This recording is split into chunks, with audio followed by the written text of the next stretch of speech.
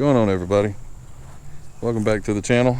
We are on a hunt today for a Jeremiah Alexander, and I don't know where Mr. Alexander's at, but the cool thing is he served in the Revolutionary War, and so I am trying to find his grave because there's a whole list that I've come across that has all the buried Revolutionary War soldiers in Alabama, and so I'm going to try to do as many of those as I can. So first on the list is a guy that's kind of close to us, and I hope we can locate the grave.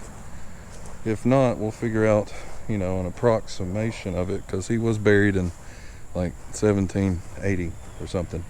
But he was a private for Massachusetts during the Revolutionary War, and after that he moved down here to start a whole different life.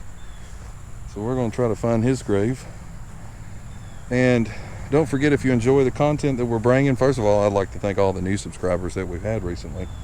We've had quite a few people join the channel. I'd like to say thank you. All of the people that have left comments and likes and all that stuff. You don't really know what it means. Like, maybe you do, maybe you're a content creator, but that way I kind of know that I am doing some things that people enjoy, because I enjoy doing this too. So if you enjoy this and you haven't subscribed, I'd like you to consider subscribing and maybe giving us a thumbs up, sharing it, tell all your people about it. And let's try to find his grave, shall we? So I think we found it. Well, I'm pretty sure this is it. I mean, I don't know how much closer you can get, but here it is, right here. It's got the 13, the original colony flag, and there's his name. He was from Virginia, not Massachusetts, so they have it wrong on the 1763 to 1847. Now, how cool is that?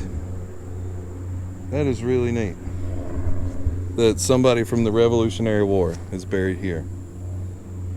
That is pretty darn cool.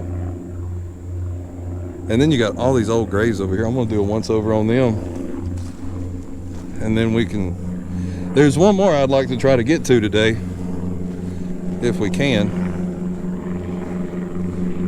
Like, this cemetery has been here for a long time, obviously, if there's a guy from the Revolutionary War buried in it.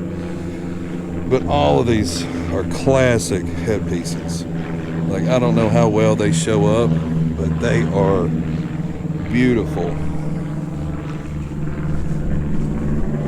works of art. I mean, it is just the way they had to write it.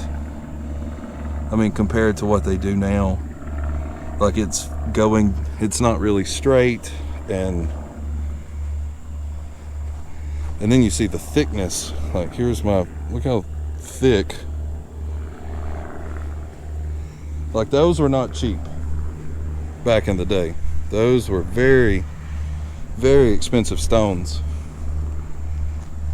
I mean, those are